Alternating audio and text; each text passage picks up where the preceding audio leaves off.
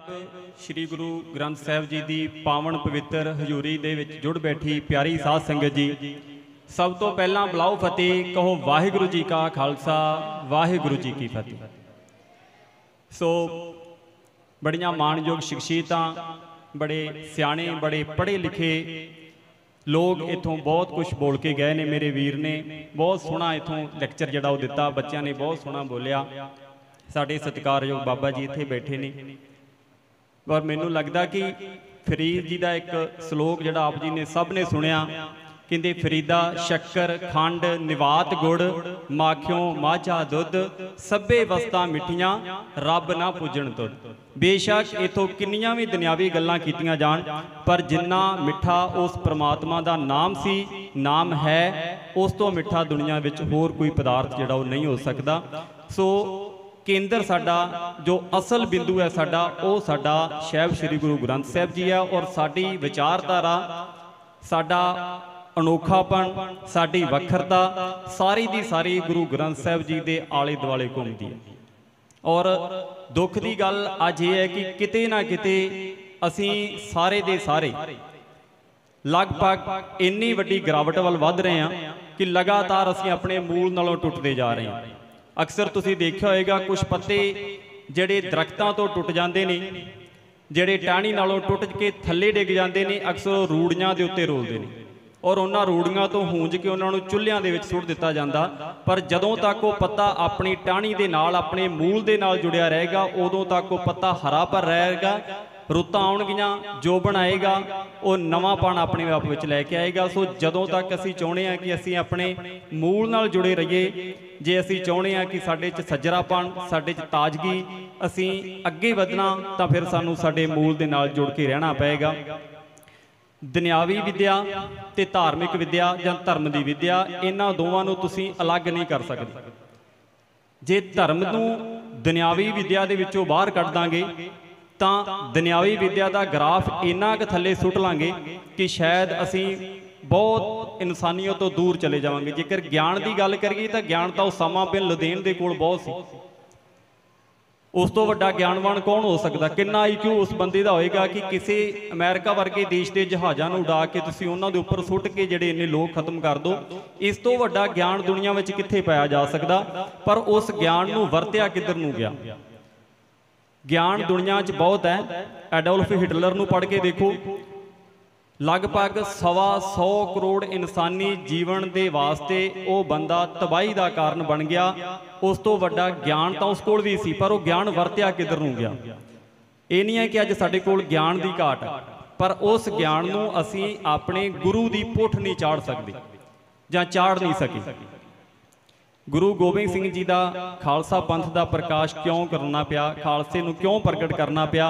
वाकई मैनूं लगदा कि इस तों बाद भी इस चीज़ उत्ते बहुत जड़ियां विचारां जड़ियां होणियां, और तुसीं बहुत सारे उस इतिहास तो वाकिफ भी हो।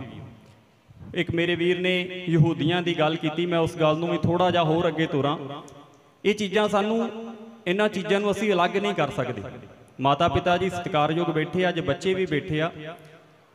यहूदी अपने बच्चे नूं धरती ते आउण तो पहलां उसकी संभाल करनी शुरू कर दिंदे ने, और असीं दुख उदों लगदा, असीं अज वार वार एक तड़थल मची हुई है साडे सारियां दे विच कि साडे बच्चे नशियां च गुलतान हो रहे हैं जी, साडे बच्चे नशियां च जा रहे हैं। पर मैनूं एक गल की बड़ी हासोहीनी स्थिति लगदी है कि जदों असीं 10-10 हज़ार दे कोट पा के पैलसां दीयां मेज़ां दे उपर बैठ के शराब दीयां बोतलां असीं मेज़ां दे उपर टका के सब बच्चों के निक्के निक्कियां दे सामने बैठ के जो कुछ कर रहे हैं, असीं की आस कर सकते हैं कि साडीआं पीढ़ियां किधर जाणगीआं? सो बच्चों का कोई इहदे च गलती मैनूं दिसदी नहीं। पूरने तुहानूं पाउणे पैणे, सानूं माँ प्यो नूं पाउणे पैणे आ, और जदों तक असीं आप गुरु दे लड़ नहीं लगांगे, असीं अपने बच्चों नूं बदो बदी लड़ नहीं जी ला सकदे। सो पहला काम सानूं अपने आप ते करना पएगा। और कमाल की गल है, देखो कहते यहूदियों की एक कौम 2 करोड़ की कौम है जी, लगभग सिर्फ 2 करोड़ की आबादी वाली कौम। और मैं उस बारे पढ़िया कि जदों उन्होंने पता लग जाता कि कुदरत ने उन्होंने किसी बच्ची की कुख विच जिहड़ी वो दात रखी है अपनी, पाव उन्होंने कोई बच्ची मां बनने वाली है, ਤਾਂ ਉਸ ਘਰ ਦੇ ਬਾਰ-ਬਾਰ ਉਹ ਲਿਖ ਕੇ ਲਾ ਦਿੰਦੇ ਕਿ ਕੋਈ ਵੀ ਇਨਸਾਨ ਜਿਹੜਾ ਸਮੋਕ ਕਰਦਾ ਉਹ ਇਸ ਘਰ ਦੇ ਅੰਦਰ ਦਾਖਲ ਨਾ ਹੋਵੇ, ਕਿਉਂਕਿ ਸ਼ਾਇਦ ਉਹਨਾਂ ਨੂੰ ਪਤਾ ਲੱਗ ਗਿਆ ਕਿ ਸਿਗਰਟ ਜਿਹੜੀ ਜਾਂ ਇਹ ਤੰਬਾਕੂ ਜਿਹੜਾ ਉਹ ਕਿੰਨੀ ਬੁਰੀ ਚੀਜ਼ ਆ ਔਰ ਬਾਕੀ ਸਾਰੇ ਨਸ਼ਿਆਂ ਨਾਲੋਂ ਵੀ ਇਹ ਬੁਰਾ। ਔਰ ਸਾਡੇ ਹੁਕਮਨਾਮੇ ਪੁਰਾਤਨ ਪੜ੍ਹ ਕੇ ਦੇਖੋ, ਸਾਡੇ ਹੁਕਮਨਾਮਿਆਂ 'ਚ ਸਾਡੇ ਪੁਰਾਤਨ ਸਿੱਖਾਂ ਨੇ ਸਾਡੀ ਰਹਿਤ ਮਰਿਆਦਾ 'ਚ ਸਾਫ਼ ਲਿਖਿਆ ਹੋਇਆ ਕਿ ਇਹ ਜਗਤ ਝੂਠ, ਜਗਤ ਝੂਠ। ਅੱਜ WHO ਨੂੰ ਪਤਾ ਲੱਗਾ ਕਿ ਇਹ ਜਗਤ ਝੂਠ ਆਖਰ ਹੁੰਦੀ ਕੀ ਆ, ਕਿਉਂਕਿ ਸਮੋਕਰ ਦੋ ਤਰ੍ਹਾਂ ਦੇ ਆ ਜੀ, ਇੱਕ ਐਕਟਿਵ ਸਮੋਕਰ ਤੇ ਇੱਕ ਪੈਸਿਵ ਸਮੋਕਰ। ਐਕਟਿਵ ਸਮੋਕਰ ਤੋਂ ਮਤਲਬ ਜਿਹੜਾ ਸਮੋਕ ਕਰ ਰਿਹਾ, ਔਰ ਪੈਸਿਵ ਸਮੋਕਰ ਜਿਹੜਾ ਜੋ ਸਮੋਕਿੰਗ ਦੇ ਨੇੜੇ ਖਲੋਤਾ ਪਾਓ, ਜਿਹੜਾ ਉਸ ਧੂਏ ਨੂੰ ਕਿਸੇ ਨਾ ਕਿਸੇ ਰੂਪ ਵਿੱਚ ਜਿਹੜਾ ਉਹ ਸੁੰਘ ਰਿਹਾ ਜਾਂ ਉਸ ਧੂਏ ਦੇ ਵਿੱਚ ਜਿਹੜਾ ਖਲੋਤਾ ਹੋਇਆ ਮਜਬੂਰੀ ਵਾਸਤੇ। ਹੈਰਾਨੀ ਦੀ ਗੱਲ ਹੈ ਕਿ ਜਿਹੜਾ ਅਸਲ ਵਿੱਚ ਸਮੋਕ ਕਰ ਰਿਹਾ ਉਸ ਨਾਲੋਂ ਵੀ ਕਈ ਗੁਣਾ ਵੱਧ ਉਹ ਬੰਦਾ ਜਿਹੜਾ ਉਹ ਬਿਮਾਰੀਆਂ ਦਾ ਸ਼ਿਕਾਰ ਹੋ ਰਿਹਾ ਜਿਹੜਾ ਉਹਦੇ ਕੋਲ ਖਲੋਤਾ ਹੋਇਆ। ਔਰ ਇਸ ਚੀਜ਼ ਦਾ ਪਤਾ ਉਹਨਾਂ ਨੂੰ ਹੁਣ ਲੱਗਿਆ, ਔਰ ਸਾਡੇ ਪੁਰਾਤਨ ਹੁਕਮਨਾਮਿਆਂ 'ਚ ਇਹ ਗੱਲਾਂ ਲਿਖ ਦਿੱਤੀਆਂ ਗਈਆਂ ਕਿ ਇਹ ਜਿਹੜੀ ਜਗਤ ਝੂਠ ਆ ਇਹ ਪੀੜ੍ਹੀਆਂ ਗਾਲ ਦਿੰਦੀ ਆ, ਔਰ ਅਸੀਂ ਅਜੇ ਤੱਕ ਆਪਣੇ ਪੰਜਾਬ ਨੂੰ ਇਹਨਾਂ ਚੀਜ਼ਾਂ ਤੋਂ ਵੱਖ ਨਹੀਂ ਕਰ ਪਾਏ। ਅਸੀਂ ਆਪਣੇ ਘਰਾਂ 'ਚੋਂ, ਆਪਣੇ ਬਾਜ਼ਾਰਾਂ 'ਚੋਂ, ਆਪਣੇ ਪੰਜਾਬ ਦੇ ਵਿੱਚੋਂ ਇਹ ਸਮੋਕਿੰਗ ਖਤਮ ਨਹੀਂ ਕਰ ਸਕੇ। ਇਹ ਸਾਡੇ ਪੰਜਾਬ ਦੀ ਇੱਕ ਟ੍ਰੈਜਡੀ ਹੈ, ਇਸ ਤੋਂ ਵੱਡੀ ਅਸੀਂ ਕੀ ਕਰ ਸਕਦੇ। ਸੋ ਹਾਲਾਤ ਜਿਹੜੇ ਉਹ ਸਾਨੂੰ ਪਹਿਲਾਂ ਸਹੀ ਕਰਨੇ ਪੈਣਗੇ, ਬੱਚਿਆਂ ਦੇ ਉੱਤੇ ਐਲੀਗੇਸ਼ਨ ਬਾਅਦ ਵਿੱਚ ਰੱਖਣੇ ਪੈਣਗੇ। ਮਾਤਾ ਪਿਤਾ ਸਾਹਿਬਾਨ ਜੀ ਬੈਠੇ ਆ, ਸਾਨੂੰ ਇਹਨਾਂ ਦੀ ਪਰਵਰਿਸ਼ ਵੱਲ ਬਹੁਤ ਧਿਆਨ ਦੀ ਲੋੜ। ਅੱਜ ਗੁਰੂ ਗ੍ਰੰਥ ਸਾਹਿਬ ਜੀ ਦੀ ਇੱਕ ਤੁਕ ਸ਼ਾਇਦ ਆਪ ਸਭ ਨੇ ਸੁਣੀ ਹੈ ਕਿ ਡਿੱਠੇ ਮੁਕਤ ਨਾ ਹੋਵੇ ਜਿਚਰ ਸ਼ਬਦ ਨਾ ਕਰੇ ਵਿਚਾਰ। ਜਦੋਂ ਤੱਕ ਸ਼ਬਦ ਦੀ ਵਿਚਾਰ ਨਹੀਂ ਹੋਏਗੀ ਉਦੋਂ ਤੱਕ ਦੇਖਣ ਦੇ ਨਾਲ ਸਿਰਫ ਅਸੀਂ ਮੁਕਤੀ ਪ੍ਰਾਪਤ ਨਹੀਂ ਕਰ ਸਕਦੇ। ਔਰ ਵਿਚਾਰ ਕਰਨ ਵਾਸਤੇ ਸਾਨੂੰ ਚਾਹੀਦਾ ਕੀ ਹੈ ਕਿ ਸਾਨੂੰ ਉਸ ਸ਼ਬਦ ਦੀ ਵਿਆਖਿਆ ਆਉਂਦੀ ਹੋਵੇ, ਔਰ ਵਿਆਖਿਆ ਵਾਸਤੇ ਸਾਨੂੰ ਚਾਹੀਦਾ ਹੈ ਕਿ ਅਸੀਂ ਉਸ ਜਿਹੜੀ ਭਾਸ਼ਾ ਹੈ ਉਸ ਤੋਂ ਚੰਗੀ ਤਰ੍ਹਾਂ ਜਾਣੂ ਹੋਈਏ। ਔਰ ਲਗਾਤਾਰ ਅਸੀਂ ਆਪਣੀ ਭਾਸ਼ਾ ਤੋਂ ਟੁੱਟ ਰਹੇ ਹਾਂ। ਅੱਜ ਸਾਡੀ ਟ੍ਰੈਜਡੀ ਕੀ ਆ, ਉਹ ਸੁਰਜੀਤ ਪਾਤਰ ਇੱਕ ਪੰਜਾਬੀ ਦਾ ਬੜਾ ਪਿਆਰਾ ਕਵੀ ਆ, ਆਪ ਸਭ ਜਾਣਦੇ ਹੋ। ਉਹ ਕਹਿੰਦਾ ਚਿੜੀਆਂ ਦੀ ਚੀਂ-ਚੀਂ, ਨਦੀਆਂ ਦੀ ਛਾਂ-ਛਾਂ ਤੇ ਪਾਣੀਆਂ ਦੀ ਕਲ-ਕਲ ਦਾ ਆਪਣਾ ਹੀ ਇੱਕ ਤਰਾਨਾ ਹੁੰਦਾ ਹੈ। ਮੈਂ ਸੁਣਿਆ ਇਸ ਦੁਨੀਆ 'ਚ ਇੱਕ ਐਸਾ ਵੀ ਦੇਸ਼ ਹੈ ਜਿੱਥੇ ਆਪਣੀ ਮਾਂ ਬੋਲੀ ਬੋਲਣ ਤੇ ਜੁਰਮਾਨਾ ਹੁੰਦਾ। ਸੋ ਅੱਜ ਪੰਜਾਬ 'ਚ ਉਹਨਾਂ ਸਕੂਲਾਂ ਦੀ ਕਮੀ ਨਹੀਂ ਜਿੱਥੇ ਆਪਣੀ ਮਾਤ ਭਾਸ਼ਾ ਨੂੰ ਬੋਲਣ ਦੇ ਉੱਤੇ ਬੱਚੇ ਨੂੰ ਜੁਰਮਾਨਾ ਕਰ ਦਿੱਤਾ ਜਾਂਦਾ, ਔਰ ਅਸੀਂ ਉਸ ਚੀਜ਼ ਨੂੰ ਬੜੀ ਖੁਸ਼ੀ ਨਾਲ ਐਕਸੈਪਟ ਕਰ ਰਹੇ ਹਾਂ। ਚਾਅ ਨਾਲ ਦੱਸ ਰਹੇ ਹਾਂ ਕਿ ਸਾਡੇ ਬੱਚੇ ਜਿਹੜੇ ਉਸ ਸਕੂਲ ਵਿੱਚ ਪੜ੍ਹਦੇ ਆ ਜਿੱਥੇ ਪੰਜਾਬੀ ਨਹੀਂ ਬੋਲਣ ਦਿੱਤੀ ਜਾਂਦੀ। ਔਰ ਫਿਰ ਅਸੀਂ ਕੀ ਆਸ ਕਰਕੇ ਚੱਲ ਸਕਦੇ ਹਾਂ ਕਿ ਅਸੀਂ ਕਿੱਧਰ ਨੂੰ ਜਾਣਾ। ਸੋ ਇਹ ਚੀਜ਼ਾਂ ਜਿਹੜੀਆਂ ਸਾਨੂੰ ਦੇਖਣੀਆਂ ਪੈਣਗੀਆਂ। ਕਹਿੰਦੇ ਕਿਸੇ ਦੁਨੀਆ ਦੇ ਵਿੱਚ ਕਿਸੇ ਕੌਮ ਨੂੰ ਖਤਮ ਕਰਨਾ ਹੋਵੇ ਤਾਂ 3 ਚੀਜ਼ਾਂ ਤੇ ਸੱਟ ਮਾਰੀ ਜਾਂਦੀ। ਪਹਿਲੀ ਗੱਲ ਕਿ ਉਸ ਕੌਮ ਨੂੰ ਆਪਣੇ ਧਰਮ ਦੇ ਵਿੱਚ ਦੁਬਿਧਾ ਖੜੀ ਕਰ ਦਿਓ, ਭਾਵ ਆਪਣੇ ਧਰਮ ਤੋਂ ਉਹਨਾਂ ਦਾ ਵਿਸ਼ਵਾਸ ਅਕੀਦਾ ਜਿਹੜਾ ਉਹ ਕੱਚਾ ਕਰ ਦਿਓ। ਔਰ ਦੂਸਰੀ ਸੱਟ ਜਿਹੜੀ ਮਾਰੀ ਜਾਂਦੀ ਹੈ ਜੀ, ਕਹਿੰਦੇ ਕਿ ਉਸ ਕੌਮ ਨੂੰ ਆਪਣੀ ਮਾਤ ਭਾਸ਼ਾ ਤੋਂ ਦੂਰ ਕਰ ਦਿਓ। ਤੇ ਤੀਸਰੀ ਸੱਟ ਜਿਹੜੀ ਵੱਜਦੀ ਹੈ ਕਿ ਜਿਹੜੀ ਜਵਾਨੀ ਆ ਉਹਨੂੰ ਰਸਤੇ ਤੋਂ ਭਟਕਾ ਦਿਓ, ਭਾਵ ਨਸ਼ਿਆਂ 'ਚ ਲਾ ਦਿਓ। ਔਰ ਤਿੰਨੇ ਸੱਟਾਂ ਸਾਡੇ ਤੇ ਲਗਾਤਾਰ ਵੱਜ ਰਹੀਆਂ ਜੇ। ਜੇਕਰ ਕਿਸੇ ਨੂੰ ਸ਼ੱਕ ਹੋਵੇ ਤਾਂ ਤੁਸੀਂ ਸਮਾਜ ਦੇ ਹਾਲਾਤ ਦੇਖ ਸਕਦੇ ਹੋ। ਅੱਜ ਸਾਡੇ ਧਰਮ ਦੇ ਵਿੱਚ ਅੱਜ ਹੈਰਾਨੀ ਦੀ ਗੱਲ ਹੈ ਕਿ ਅੱਜ ਸਾਡੀਆਂ ਕਿਤਾਬਾਂ ਔਰ ਇੱਥੋਂ ਤੱਕ ਅਸੀਂ ਆਪਣੇ ਇਤਿਹਾਸ ਨੂੰ ਸਾਡੇ ਨੂੰ ਤਰੋੜ ਮਰੋੜ ਦਿੱਤਾ ਗਿਆ ਕਿ ਅੱਜ ਬਹੁਤ ਸਾਰੀਆਂ ਕਿਤਾਬਾਂ ਵਿੱਚ ਵੀ ਕਹਿੰਦੇ ਇਹ RSS ਦੀਆਂ ਕਿਤਾਬਾਂ ਨੇ ਸਾਨੂੰ ਦੇ ਦਿੱਤਾ ਕਿ ਗੁਰੂ ਗੋਬਿੰਦ ਸਿੰਘ ਜੀ ਨੇ ਸਿੱਖਾਂ ਦੇ ਸਿਰ ਨਹੀਂ ਬੱਕਰਿਆਂ ਦੇ ਸਿਰ ਕੱਟੇ। ਅਸੀਂ ਕਿੱਧਰ ਨੂੰ ਵੱਧ ਰਹੇ ਹਾਂ। ਸੋ ਇੱਕ ਉਹ ਸਮਰੱਥ ਗੁਰੂ ਜਿਹੜਾ ਮਾਰ ਕੇ ਜਵਾ ਸਕਦਾ, ਸਾਨੂੰ ਉਹਦੇ ਉੱਤੇ ਵੀ ਸ਼ੱਕ ਦੀ ਭੂਮਿਕਾ ਦੇ ਵਿੱਚ ਰੱਖਿਆ ਜਾ ਰਿਹਾ। ਸਾਡੇ ਅੰਦਰ ਸ਼ੱਕ ਦੁਬਿਧਾ ਪੈਦਾ ਕੀਤੀ ਜਾ ਰਹੀ ਹੈ ਕਿ ਇਹ ਚਮਤਕਾਰ ਔਰ ਸਿੱਖ ਧਰਮ 'ਚ ਚਮਤਕਾਰ ਇੱਕ ਅਲੱਗ ਚੀਜ਼ ਆ, ਪਰ ਗੁਰੂ ਇੰਨਾ ਸਮਰੱਥ ਹੁੰਦਾ ਕਿ ਉਹ ਜੋ ਚਾਹੇ ਕਰ ਸਕਦਾ। ਜੇਕਰ ਗੁਰੂ ਨਹੀਂ ਕਰ ਸਕਦਾ, ਜੇਕਰ ਸਾਨੂੰ ਇੰਨਾ ਹੀ ਲੱਗਦਾ ਕਿ ਜੋ ਅਸੀਂ ਕਰ ਸਕਦੇ ਹਾਂ ਗੁਰੂ ਵੀ ਓਨਾ ਹੀ ਕਰ ਸਕਦਾ, ਫਿਰ ਸਾਡੇ 'ਚ ਤੇ ਗੁਰੂ 'ਚ ਫਰਕ ਕੀ ਹੈ। ਸੋ ਇਹ ਚੀਜ਼ਾਂ। ਔਰ ਦੂਸਰੀ ਸੱਟ ਜਿਹੜੀ ਸਾਡੀ ਪੰਜਾਬੀ ਭਾਸ਼ਾ ਤੇ ਜਿਹਦਾ ਮੈਂ ਵਾਰ-ਵਾਰ ਜ਼ਿਕਰ ਕਰਦਾ ਕਿ ਸਾਡੀ ਮਾਤ ਭਾਸ਼ਾ ਪੰਜਾਬੀ ਜੇਕਰ ਨਾ ਰਹੀ ਤਾਂ ਗੁਰੂ ਗ੍ਰੰਥ ਸਾਹਿਬ ਜੀ ਤੋਂ ਅਸੀਂ ਆਪਣੇ ਆਪ ਹੀ ਵੱਖ ਹੋ ਜਾਣਾ। ਫਿਰ ਉਹੀ ਹਾਲ ਹੋਏਗਾ ਜੋ ਸੰਸਕ੍ਰਿਤ ਦਾ ਹੋਇਆ। ਸੰਸਕ੍ਰਿਤ ਦੇ ਵਿੱਚ ਨਾਲ ਕੀ ਵਾਪਰੀ, ਸੰਸਕ੍ਰਿਤ ਉਹਨਾਂ ਲੋਕਾਂ ਦੀ ਭਾਸ਼ਾ ਬਣਾਤੀ ਜਿਹੜੀ ਪੰਡਤਾਂ ਦੀ ਹੀ ਆਮ ਬੋਲਚਾਲ ਤੋਂ ਸੰਸਕ੍ਰਿਤ ਨੂੰ ਵੱਖ ਕਰ ਦਿੱਤਾ ਗਿਆ। ਜਦੋਂ ਸੰਸਕ੍ਰਿਤ ਵੱਖ ਹੋਈ ਸਿਰਫ ਪੰਡਤਾਂ ਦੀ ਭਾਸ਼ਾ ਬਣ ਕੇ ਰਹਿ ਗਈ ਤਾਂ ਆਪਣੇ ਆਪ ਹੀ ਭਾਸ਼ਾ ਮਰ ਗਈ। ਸੋ ਅੱਜ ਸੰਸਕ੍ਰਿਤ ਦਾ ਹਾਲ ਤੁਸੀਂ ਦੇਖ ਸਕਦੇ ਹੋ, ਇਤਿਹਾਸ ਬਣ ਕੇ ਰਹਿ ਗਿਆ। सो लगातार माँ बोली पंजाबी दे नाल भी ये कुछ हो रहा। बच्चों नूं साहित्य दे नाल जोड़ के रखो, अपने घरां दे विच किताबां दे भरमार रखो। जेकर अपने घरां च होर बहुत कुछ तुसीं रखिया, अज बहुत वड्डे वड्डे घर असीं पाले आ, और कोशिश करो उन्हां घरां दीयां नुकरां विच किते ना किते लाइब्रेरियां बनाईयां जाण। अपने चंगे साहित्य नूं, अपने चंगे लिटरेचर नूं सांभिया जावे, उहनूं पढ़िया जावे और अपने बच्चों तक भेजिया जावे, उन्हां नूं पढ़ाया जावे। अदरवाइज असीं अपणियां नस्लां नूं नहीं बचा सकांगे। और तीसरी सੱਟ कि लगातार साडी जिहड़ी जवानी आ उहनूं नशियां दे विच सुੱਟਿਆ जा रहा लगातार। और एक शायद प्रवास भी ये बहुत वड्डी जिहड़ी वो रोल अदा कर रहा। अज सानूं बड़ा चाह चढ़दा जी साडे बच्चे दा वीज़ा आ गया, कनेडा जा रहा, अमरीका जा रहा, आस्ट्रेलिया जा रहा। पर याद रखियो जी, पिछले दिनी तुसीं गुजरांवाली घटना एक सुन चुके हो, सियाणे हो।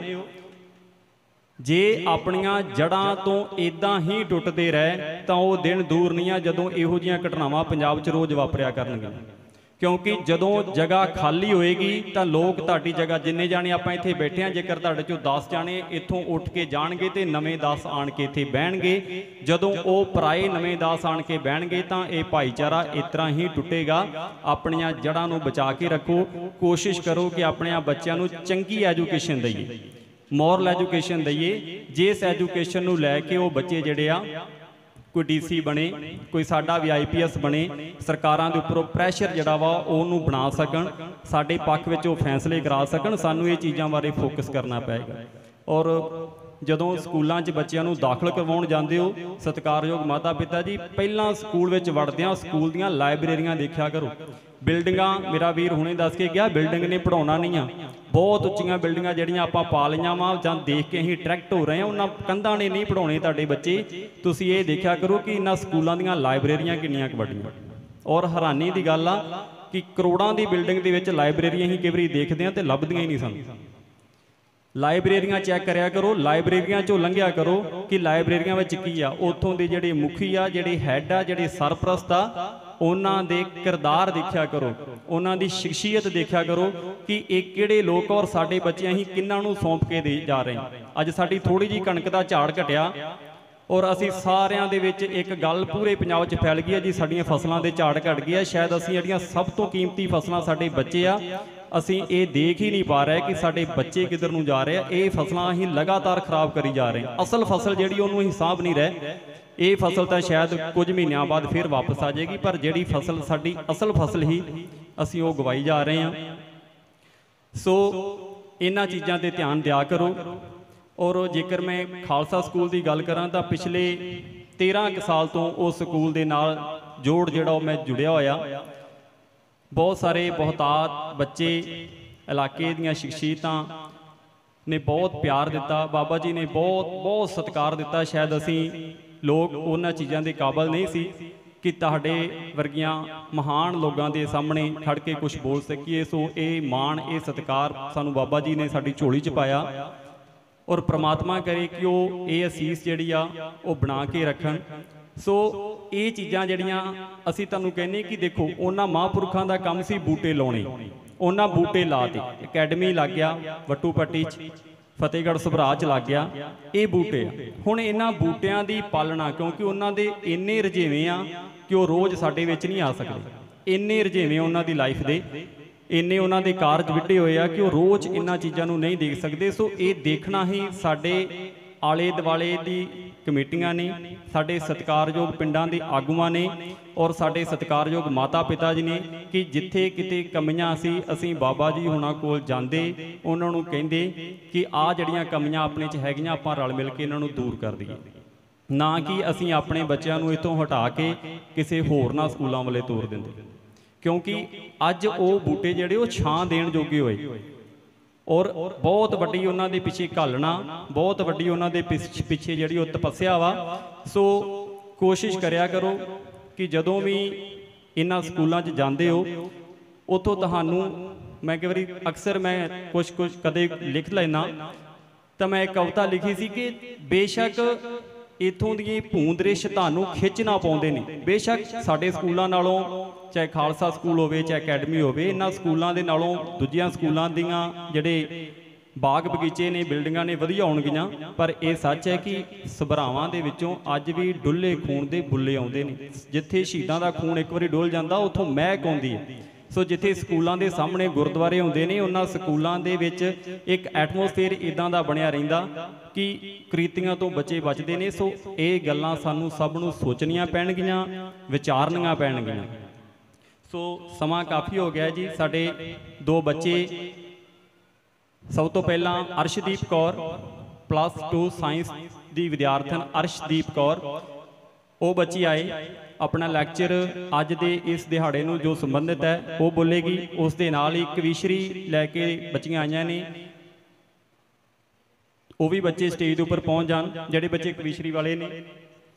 ਸੋ ਸਭ ਤੋਂ ਪਹਿਲਾਂ ਅੱਜ ਦੇ ਇਸ ਦਿਹਾੜੇ ਨੂੰ ਸਮਰਪਿਤ, ਅੱਜ ਦੇ ਇਸ ਦਿਨ ਨੂੰ ਸਮਰਪਿਤ ਆਪ ਜੀ ਦੇ ਸਾਹਮਣੇ ਇੱਕ ਲੈਕਚਰ ਹੋਏਗਾ। ਉਸ ਤੋਂ ਬਾਅਦ ਕਵੀਸ਼ਰੀ 2 ਮਿੰਟ ਵਾਸਤੇ ਸਤਿਕਾਰਯੋਗ ਪ੍ਰਿੰਸੀਪਲ ਸਾਹਿਬ ਜੀ ਉਹ ਬੋਲਣਗੇ। ਉਸ ਤੋਂ ਬਾਅਦ ਖਿਮਾ ਦੀ ਜਾਚਨਾ ਹੋਏਗੀ।